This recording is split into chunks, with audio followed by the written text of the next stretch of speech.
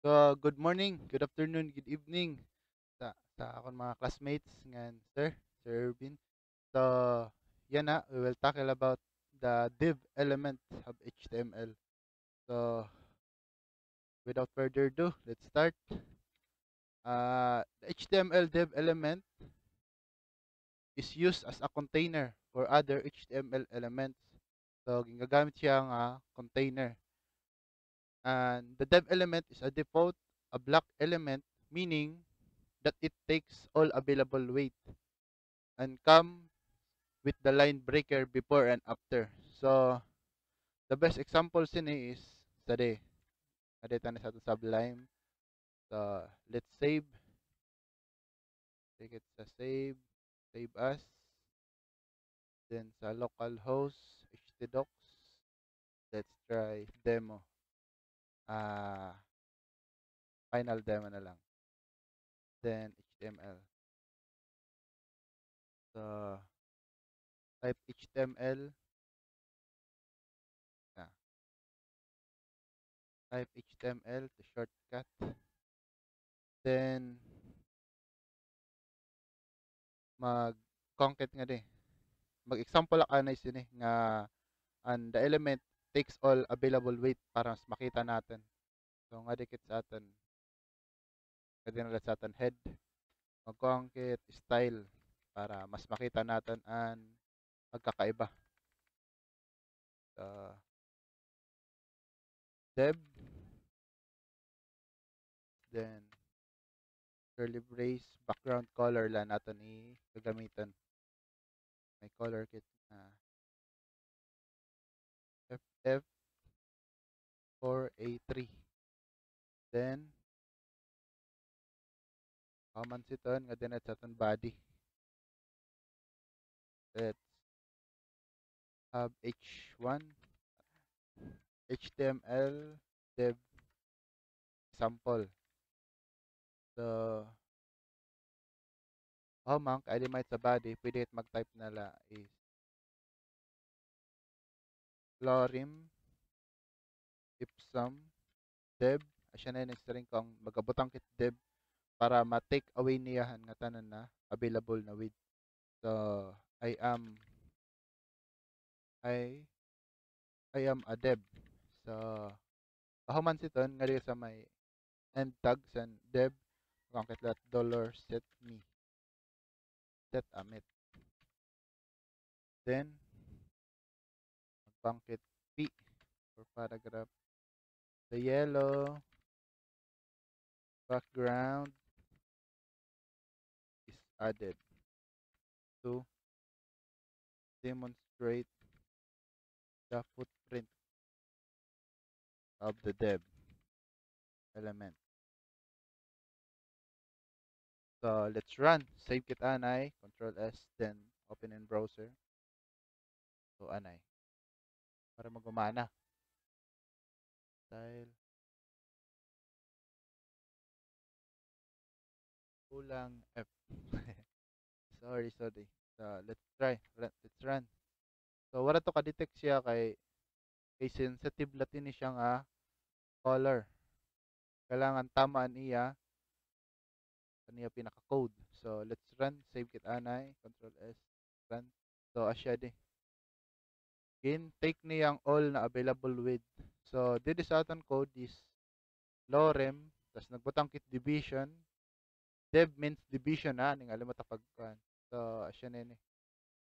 So adan niya output. So gumawas baga nagkamay da siya spacing. Asya na natin sharing take up all available weight. So continue kit sa aton slide. So it so the dev element has no required attributes but but pwede siya magkamay da style, class, and ID. So the dev element has often used to group section of a web page together. So pwede siya magkamay da groups tan mga elements. So example sini is ade. Ha? Kuwakit sa W3 school para mas malaksi. So ade para discuss ta nala siya in ade. So asya na ini. Today is may da dev gin group niya ade nga H2 ngan paragraph. So asya man siring ade and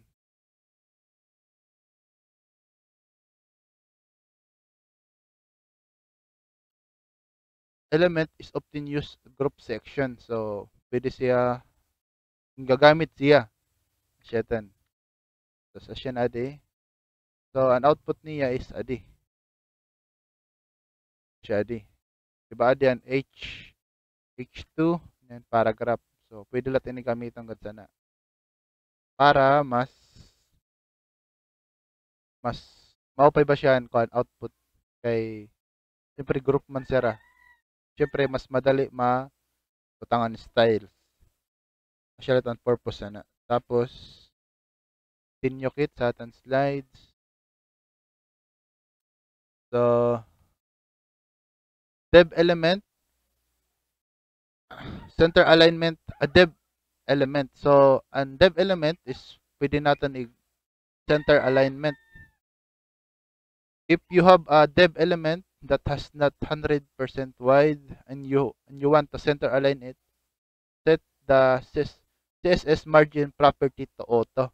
So para magkakuha ang kitsin idea asyad to kanina utangan ta sa style utangan ta width mag-add ket width then 300 pixel tapos add packet margin gamiton naton auto ko no para ma-auto siya. So let's try browser. So asya na to nagkamay da siya naging center siya kay yung butangan man natin width nga 30 pixel asya na niya kahalapad then margin naging auto. So naging center siya. Then ngadikit sa sunod wait lang. So multiple dev elements, you can have many dev containers on the same page. So sini aram naman natin nga pwede talaga magdamon mga dev as long as importante siya. So aligning dev elements side by side when building web pages, you often want to have 2 or more dev elements side by side. So let's example this. First is nga ditana sa W3 school para direct mag-code na mag-iha. Waon ta nga code tapos then explain natin. So nga di sa multiple dev elements, may siya tulo nga dev, the London, the Oslo, then the Rome. So let's try to run this kung ano ang kuan nira. Ang sari mga to pwede siya biskan pera nga dev element. You can have many containers in the same page. So let's run daw kung ungod. Ayan na to Sublime. Let's run. So asya na di. Naging yellow siya kay gimbutangan naton background color ade and FF4A3 then ade. Naging pink yan room. So asya na niyan. Example sa multiple dev elements. So balik it sa aton PowerPoint. So, aligning dev elements side by side. So, an example sini is ade. Let's try this. Mas malaksi. Copy natin. Take it sa ating Sublime. So, asya di. And so, side by side is explain natin ang kada one. Nga di, nagamit siya class my container. So, nga di, sa style, nagamit siya dev.mycontainer. Ang iya width is 100. Then, the overflow is auto. Then, nga di, otro. Nagkameda siya bagan division. Nga di, nagamit na siya float left. Then, the width is 33%. So, nga di asya to nga tulo kanina nga example nga multiple dev element apply niya ato nga tulo. So let's see kung nanan kinagawsan niya. So nagkamay da division, so mas nag-open niya design kay gin apply niya an side by side. So Tinyukit PowerPoint. Asya na to kanina gamit float. The CSS float property was not originally meant to align dev elements side by side, but has been used for this purpose for many years. The CSS float property is used to positioning and formatting content and allow elements float next to each other instead of on top of each other. So, asya na ano to. Bagan, siya nag-allow para magtakin-takin o magkamay the positioning and formatting. So, inline block, if you change the dev elements display property to block inline block, the dev element will no longer add a line break before and after and will be displayed side by side instead on the top of each other. So, adan example sana. Ini di ba? Nagkakamay na siya bagan dikit. So, let's try ta din sa nga inline block. Dikit sa atin. W3 school again para mas kuhan. Kapitan paste. Paste. Save. So nga di, nagamit kit sa display inline block. Same lagyapon sa dev is may the width 30. So, asya lagyapon ang the multiple element ng dev. So, let's try. Save. Okay. So, asya na di. An inline block is used para makamay the spacing na di.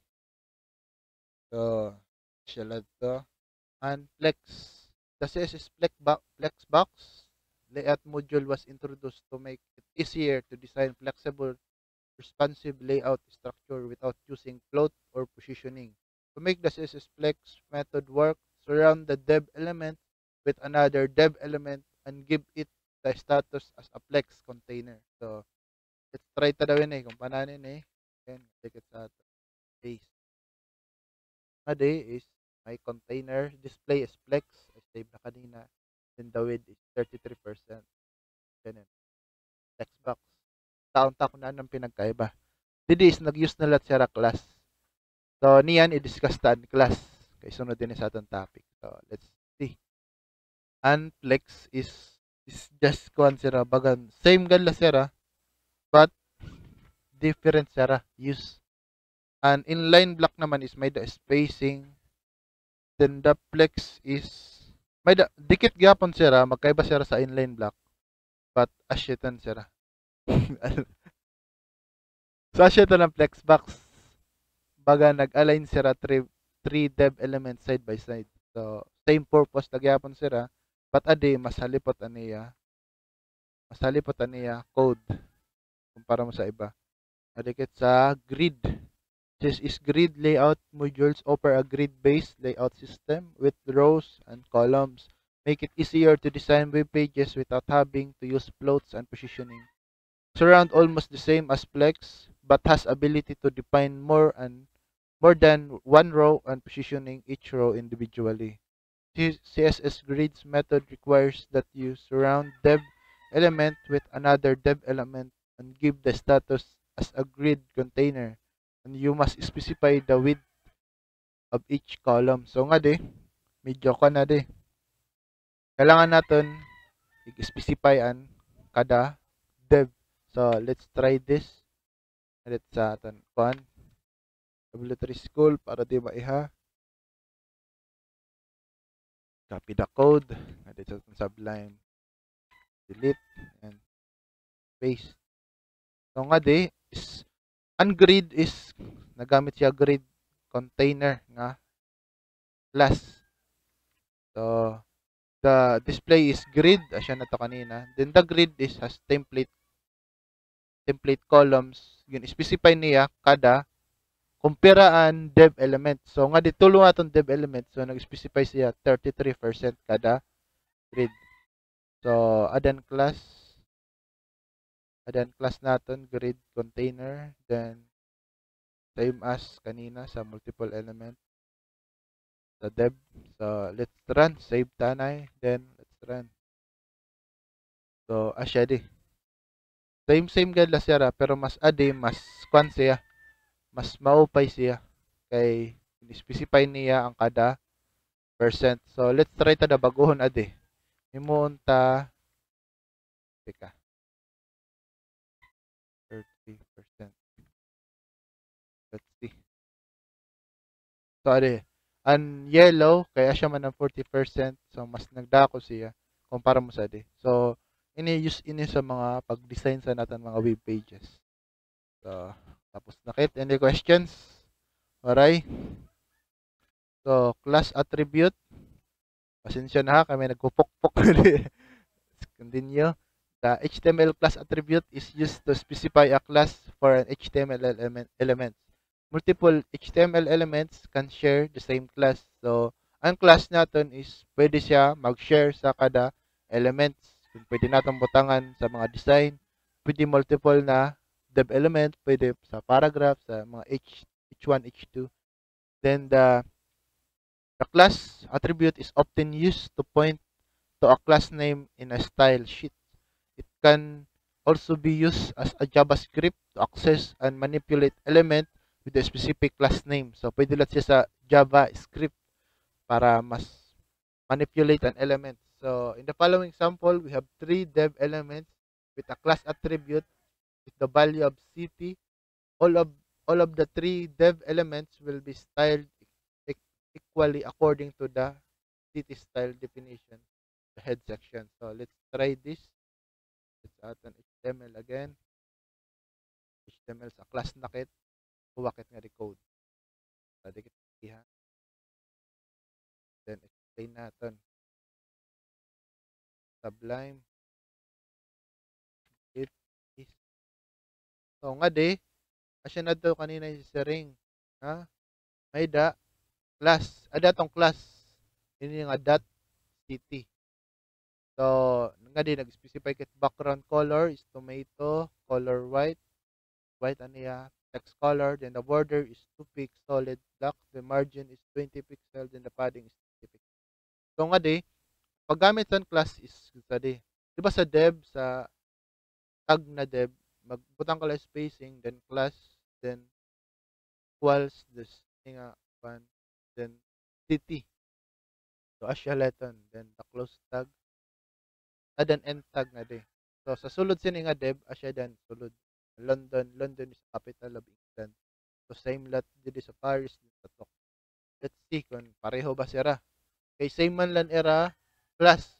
So, meaning, same lalat sira, design. See, asya di. And then, output. Pareho lang sira color, then the padding, the text. So, same la. Inyukit.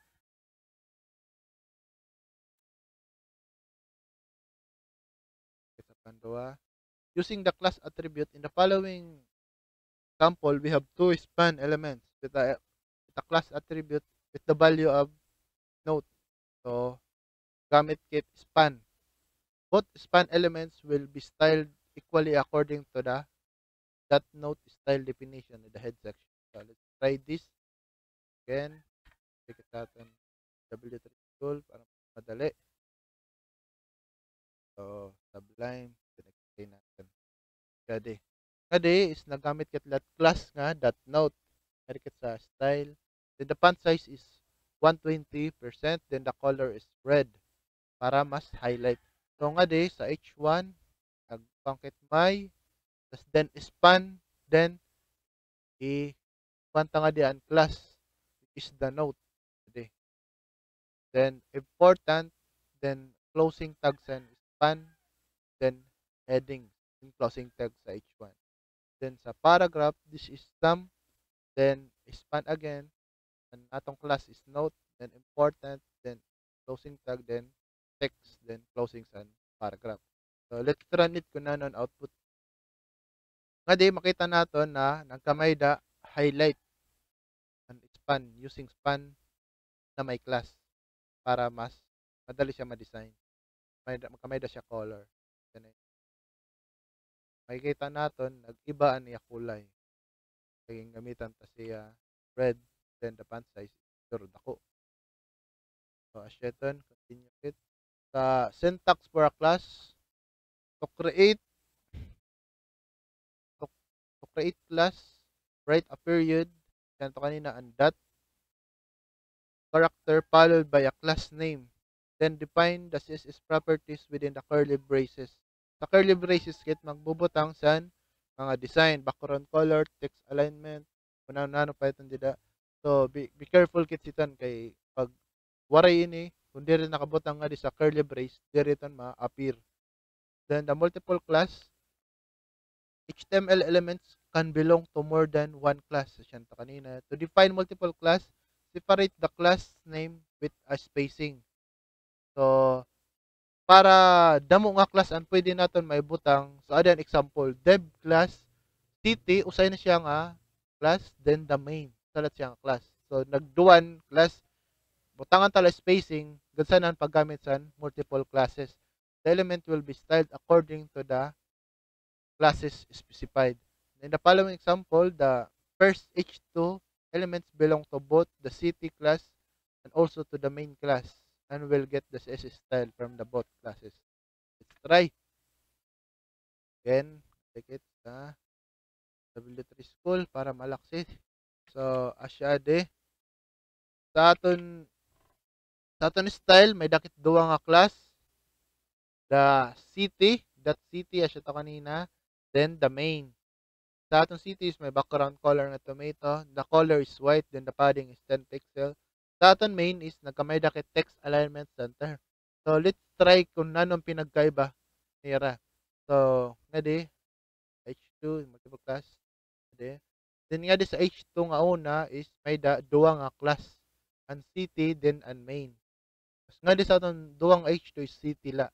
So let's see kung nanaan pinagkaiba nira. Dini nga H2. So, asya na di.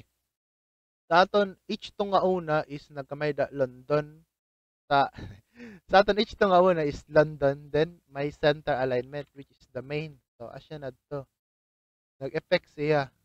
Kamay na siya text alignment sa center. Sa ating nga duwa kay waray natong butangin nga di main. So, nga dila siya sa ligid. Bagan. Nagkamay da ba siya difference using two classes. So, asyang paggamit sa duwa nga class. Elements can share same class. Asya na to kanina. Pwede siya sa H2, sa paragraph. Asya na to, ang city. Pwede lang siya sa mga paragraph. Kung ano pa man na mga elements. Pwede siya. Use the class attribute in JavaScript. So, let's try ta sa JavaScript. The get element by class name. So, let's try nga dito sa atin JavaScript na code. Then explain natin para mas klaro dako ta. Then nga dikit sa JavaScript. Didi is ang gamit naton is button. Then may class kit nga city. Then nagkongkit nga di button. Ang iyakuan is may function. Tapos nga dito sa aton JavaScript na code is function may function asya dan niya pinakuan. Ano naman tawag sana? Pagan gintawag ba niya names and function. Names and function yan. Variable x document that get element by class name city. Yan na dyan class city. Then then kana di variable I equal to 0 then I x that length then semicolon this type plus curly brace asya dan niya style wara may gignan. So let's see kung ano save ka then siya na di may da siya button hide element. So ma-hide na niya mga class nga London, Paris, then Tokyo. Pag ipidlit natin. Let's see. Click. So asyan to nawara na. Asyan pag-usean class attribute sa JavaScript. Marikit question sa aton class gamit. So kung waray, marikit sa aton pantulong at topic sa ID. So summary kita na chapter of summary. HTML class attribute specifies one or more class names for an element. So class are used by CSS, JavaScript to select and access specific elements. So use yeah. Kita man natin kanina yung gamit natin sa CSS and JavaScript. Then the class attributes can be used on any HTML element. So meaning can ano nga HTML element. Then the class name is case sensitive. So maging careful kit kay kun ato nigbutang nga class is naka caps lock or diri. So usually diri man naka caps lock pero maging concrete sa aton pag name sa naton mga class name. So different HTML elements can point to the same class name. JavaScript can access elements by specific class name. Yan na diyang use the get element by class name. Okay, any questions? Dito sa aton last na topic is an ID. HTML ID attributes. So, continue. The ID attribute specifies a unique ID for HTML element. The value of the ID attribute must be unique within the HTML document. Then the ID attribute is used to point to a specific element, specific style declaration in the style sheet. Also used by JavaScript to access, manipulate the element with a specific ID. The syntax for ID is write a hash character, so adan iya pinaka syntax, followed by an ID name. Then define the CSS property within the curly brace. Same sira sa class, but different sira sa hash character. A class name can be used by multiple HTML elements, while the ID name must only be used by one HTML element within the page. So, sa aton usa nga page, pwede kit magbutang ID pero usala only usalaan makagamit sini sa HTML element. Let's see. Try this. This. So, asya di. Adaton ID. So, may hash, my header, background color, the padding, the text. So, pagkanlat yun pagtawag sa ID is kadit sa H1, then butang kit ID equal, then my header. So, same siya sa class, but different sila sa ID. Same lang pagtawag. So, ini nga na ID is usalaan pwede. So, there siya pwede sa damo. Di para sa class can be shared. Ini para sa mga loyal line siya. So, let's save then count. So, asya na di. Same sira function bagan. But an ID is sa panusahan na siya nga style. HTML bookmarks are used to allow readers to jump to specific parts of a web page. Pwede siya gamitin sa mga bookmarks. Can be useful if your page is very long. To use the bookmark, you must first create, then add the link. Then, when the link is clicked, the page will scroll to the location of the bookmark. So, see, kapitalan code para mas malaksikit. Okay, habol tatantoran. Adi, may dakit chapter. Kuan tala, imagine tala lang libro ini. Tapos may chapter 1, 2, chapter 23. Tapos ang butangan naton ID is chapter 4 then the chapter 10. So let's see magkamay dakit nga di magkamay dakit link bangan declare kit A H script then the closing tag same lat sa sa pagtawag lat sa pagkadikit sa aton chapter 4 then nga dikit sa ID sa liwat then nga di sa chapter 10. So let's see anan kadi nagkamay dakit nga di jump to chapter bagan shortcut siya. Pag i-click natin may nga di siya si chapter 4 dayon. Pag i-click natin ang chapter 10, nga di siya sa chapter 10 dayon. Bagan shortcut siya para mas ato kadayon sa para basahon man ano pa man. So let's continue. Pwede siya gamitin sa bookmarks ha, with ID link. So, the ID attribute can be also used by JavaScript to perform some tasks for a specific element. Pwede lang siya sa JavaScript. JavaScript can access an element with specific ID with the get element by ID. Ulit adi method. So, let's see. May ID kit na, may headers. Hello world. May button kit na. On click, display result. Change text. So, sa aton function, display result. Pwede kasi JavaScript. Document. Kasi na dyan. Get element by ID.